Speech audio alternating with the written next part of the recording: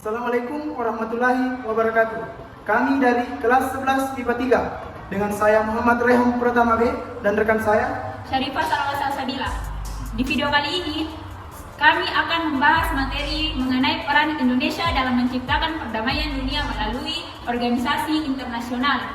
Mari kita simak videonya. 1. Peran Indonesia dalam Perserikatan Bangsa-Bangsa. Perserikatan Bangsa-Bangsa merupakan suatu organisasi internasional yang memiliki anggota hampir seluruh negara di belahan dunia. Dari tahun 1919 hingga tahun 1946 sebelum didirikannya PBB, ada organisasi yang hampir sama yaitu Liga Bangsa-Bangsa. A. Asas PBB. Berikut adalah asas dari PBB. 1. Adanya persamaan derajat dan kedaulatan semua negara anggota. 2. Adanya persamaan antara hak dan kewajiban semua negara anggota. 3. Melakukan penyelesaian sengketa secara damai. 4. Setiap anggota PBB akan memberikan berbagai bentuk bantuan kepada PBB sesuai dengan bantuan dalam piagam PBB. 5. PBB tidak dapat mencampuri urusan dalam negara dari anggota. B. Tujuan PBB berikut adalah tujuan dari PBB. 1. Mengembangkan kerjasama internasional dalam memecahkan masalah-masalah ekonomi, sosial, budaya, dan kemanusiaan. 2. Menjadikan pusat kegiatan bangsa-bangsa dalam mencapai kerjasama yang harmonis untuk mencapai tujuan PBB. 3. Memajukan dan menghargai hak asasi manusia serta kebebasan. 4. Mengembangkan hubungan persahabatan antar bangsa berdasarkan asas-asas persamaan derajat, hak menentukan nasib sendiri dan tidak mencampur urusan dalam negara lain. 5. Memelihara perdamaian keamanan dunia. C. Peranan Indonesia dalam PBB berikut adalah peran Indonesia dalam PBB. 1. Melakukan pengiriman pasukan Garuda pertama kali ke negara Timur Tengah.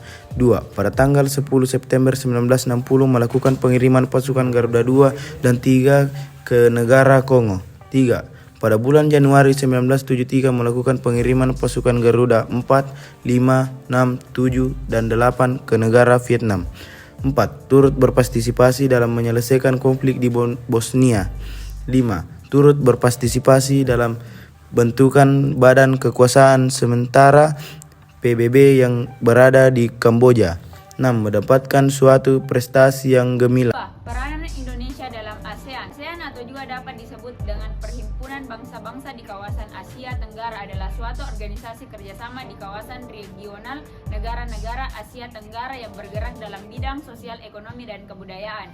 Walaupun organisasi ini juga memiliki tekad untuk mewujudkan stabilitas dan keamanan di kawasan Asia Tenggara dari berbagai pengaruh asing, tetapi ASEAN bukan merupakan organisasi politik. Latar belakang ASEAN.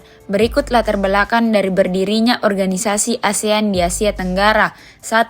Faktor internal. Pembentukan ASEAN dilatar belakangi dari berakhirnya Perang Dunia II dan kemudian lahirlah negara-negara baru yang berada di kawasan Asia Tenggara. 2. Faktor eksternal. Pembentukan ASEAN juga dilatar belakangi dengan adanya krisis Indochina yang dilibatkan munculnya gerakan komunis yang berusaha menguasai negara Laos, Vietnam, dan Kamboja. B. Tujuan ASEAN berikut tujuan berdirinya ASEAN di Asia Tenggara. 1. Melakukan percepatan dan pertumbuhan di berbagai bidang, yaitu ekonomi, sosial, dan budaya di kawasan Asia Tenggara. 2. Meningkatkan stabilitas dan perdamaian di kawasan Asia Tenggara. 3. Meningkatkan berbagai bentuk kerjasama yang aktif dan membantu sama lain. 4. Saling membantu untuk memberikan berbagai bantuan dalam bentuk sarana-sarana, latihan, dan penelitian.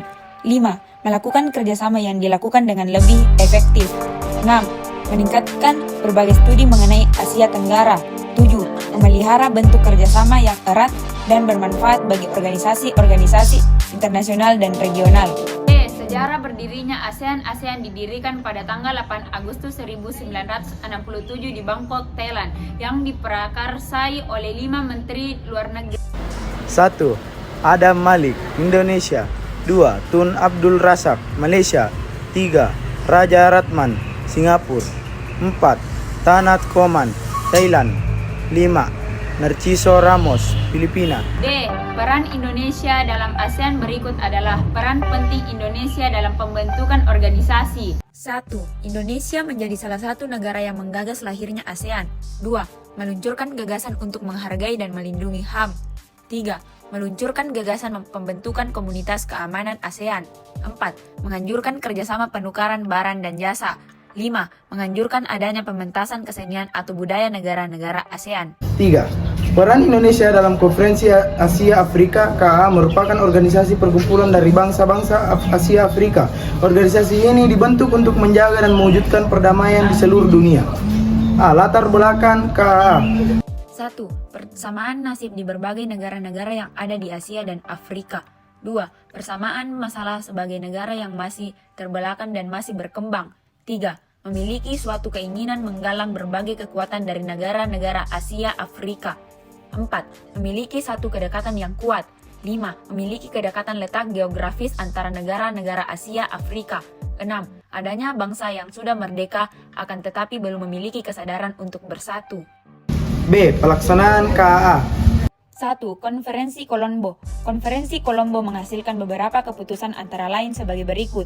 A. Indochina segera dimerdekakan dari tangan penjajahan negara Perancis. B. Menuntut kemerdekaan bagi negara Tunisia dan Maroko. C. Menyetujui dan mengusahakan adanya KAA dan kemudian memilih Indonesia sebagai negara penyelenggara.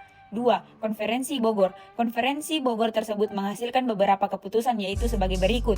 A. Melaksanakan konferensi Asia Afrika di Bandung. B. Menetapkan 5 negara sebagai peserta konferensi Bogor dan juga sebagai negara sponsor pengundang. C. Menghasilkan ketetapan bahwa 30 negara Asia Afrika yang akan diundang. D. Menetapkan tujuan pokok pada konferensi Asia Afrika. E. Seluruh peserta dan konferensi Bogor mendukung perjuangan Indonesia dalam mengembalikan wilayah Irian Barat. Oke, tujuan KAA. Berikut adalah tujuan dari KAA. 1. Melakukan peninjauan pada kedudukan Asia Afrika dan rakyatnya, serta memberikan berbagai sumbangan. 2. Mempertimbangkan berbagai bentuk masalah-masalah tentang kepentingan dari bangsa-bangsa Asia Afrika. 3. Melakukan berbagai bentuk peninjauan berbagai bentuk masalah dalam hubungan sosial, ekonomi, dan kebudayaan.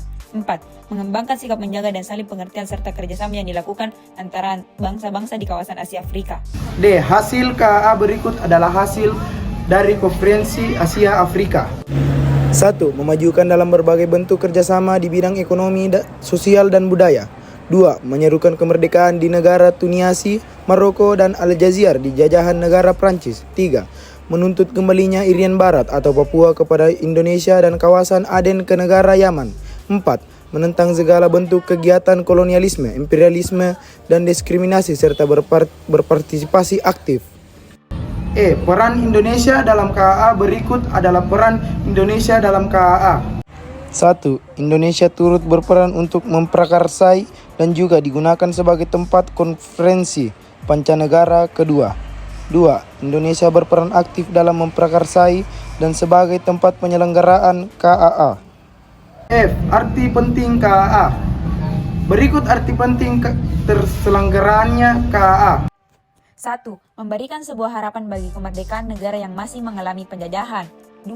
Nilai-nilai yang berada dalam dasar Dasar-Sila Bandung mulai diakui oleh negara-negara di dunia. 3. Memberikan berbagai dukungan untuk negara-negara yang berada di Asia Afrika. 4. Makin populernya politik bebas aktif di Indonesia yang kemudian mulai dianut dan dijalankan oleh Myanmar, India, dan Sri Lanka. 5. Melahirkan berbagai bentuk semangat persatuan di berbagai negara-negara yang ada di kawasan Asia Afrika. 6. Sebagai salah satu pendorong berdirinya gerakan non-blok. G. Manfaat KAA. Berikut manfaat pelaksanaan KAA dari berbagai pihak. 1. Manfaat KAA bagi Indonesia. A. Munculnya suatu perjuangan yang bertujuan untuk mengembalikan Irian Barat ke pangkuan negara Indonesia, mendapatkan dukungan dari berbagai negara-negara yang ada di kawasan Asia Afrika. B. Politik luar negeri dari negara Indonesia bebas aktif yang mulai diikuti dan dijalankan oleh negara-negara yang tidak masuk anggota Blok Barat dan Blok Timur. 2. Manfaat KAA bagi negara Asia Afrika. A. Perjuangan-perjuangan yang dilakukan oleh bangsa-bangsa yang berada di kawasan Asia Afrika yang bertujuan untuk memperoleh kemerdekaan makin meningkat. B. Kedudukan dari bangsa-bangsa di kawasan Asia Afrika mulai diperhitungkan dalam percaturan politik dunia. C. Meningkatkan berbagai bentuk kerjasama yang dilakukan antar negara Asia Afrika dalam bidang sosial dan budaya serta ekonomi. 3. Manfaat KAA bagi dunia. A. Berkurangnya ketegangan dunia. B. Politik rasiali atau yang disebut diskriminasi warna kulit mulai berkurang. C. Negara-negara penjajah mulai melepaskan semua daerah jajahannya. 4. Peran Indonesia dalam gerakan non-blok GNB. Gerakan non-blok merupakan salah satu gerakan yang tidak memihak salah satu blok, baik blok barat, liberalisme ataupun blok timur, komunisme. A. Sejarah berdirinya Gerakan Non-Blok. Awalnya, organisasi Gerakan Non-Blok ini lahir pasca Perang Dunia Kedua yang menghancurkan berbagai ekosistem dan sektor-sektor penting. Dalam konteks politik, Perang Dunia Kedua ini membentuk fragmentasi dari negara-negara yang terasosiasi dalam dua blok. Blok tersebut dikenal dengan Blok Barat yang dipimpin oleh Amerika Serikat dengan paham liberalisme, demokrasi, dan Blok Timur yang dipimpin oleh Uni Soviet dengan ideologi sosialisme, komunisme. Ada 8 negara yang ikut dalam Blok Barat, yaitu Amerika Serikat, Inggris, Perancis, Belanda, Belgia, Luxembourg, Norwegia, dan Kanada. Di lain sisi, Blok Timur juga memiliki beberapa negara masuk ke dalam sistem, yakni Uni Soviet, Cekoslovakia, Rumania, dan Jerman Timur. Kemudian, mengapa dua negara ini yang memimpin? Karena Amerika Serikat dan Uni Soviet merupakan negara pemenang di Perang Dunia Kedua dan berambisi melebarkan pengaruhnya ke negara-negara lain di dunia. B. Perkembangan GNB dan peran Indonesia. 1. Perkembangan GNB. Pemerintahan Indonesia memelopori kerjasama teknis di GNB sebagai berikut. A. Pelatihan tenaga kesehatan dan keluarga berencana. B. Studi banding para petugas pertanian. C. Menghidupkan kembali dialog Utara-Selatan untuk memperingati UTAN luar negeri bagi negara berkembang. 2. Peran Indonesia dalam GNB. Berikut peran Indonesia dalam organisasi Gerakan Non-Blok. A. Indonesia merupakan salah satu pelopor berdirinya Gerakan Non-Blok. Peran penting bangsa Indonesia sudah ditunjukkan pada masa pembentukan GNB.